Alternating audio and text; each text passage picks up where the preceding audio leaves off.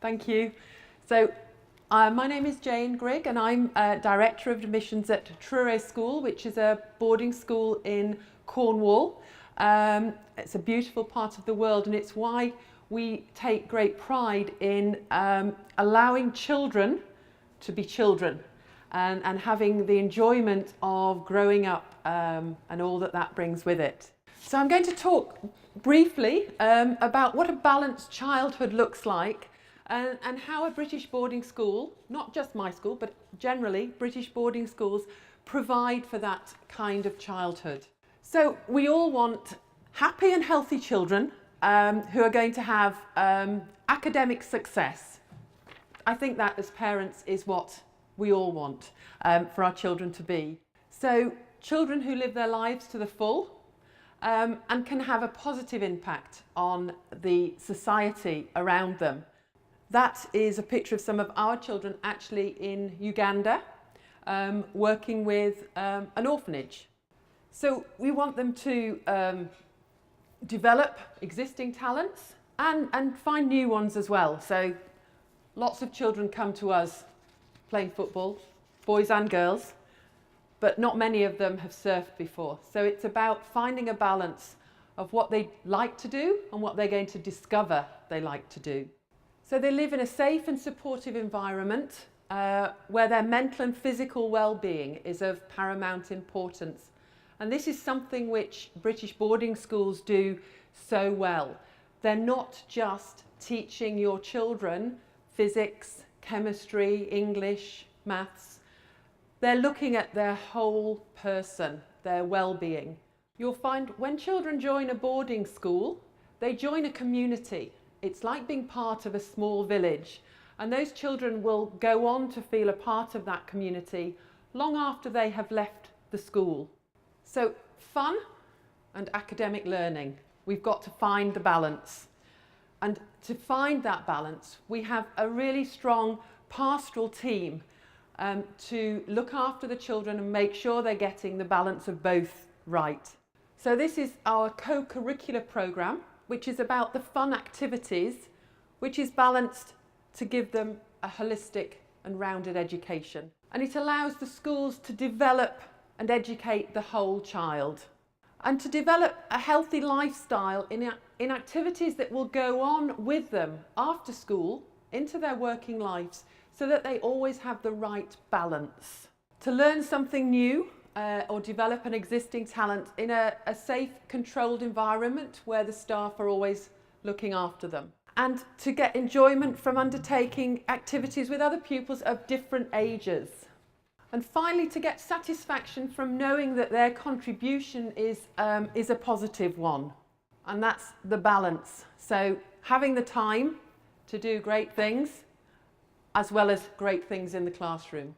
It's the teachers and the pastoral support network together that will be making sure that balance is right. Happy children learn better, faster, and achieve higher.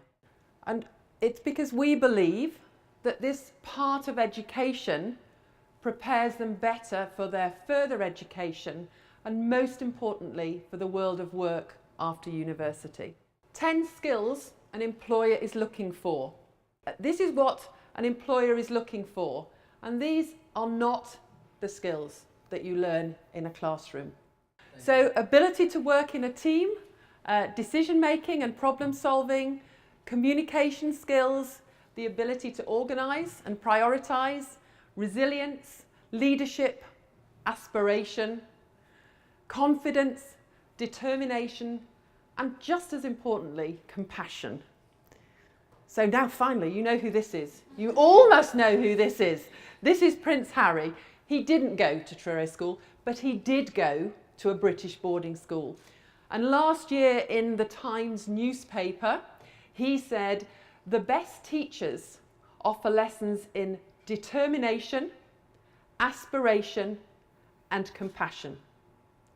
Those were his words.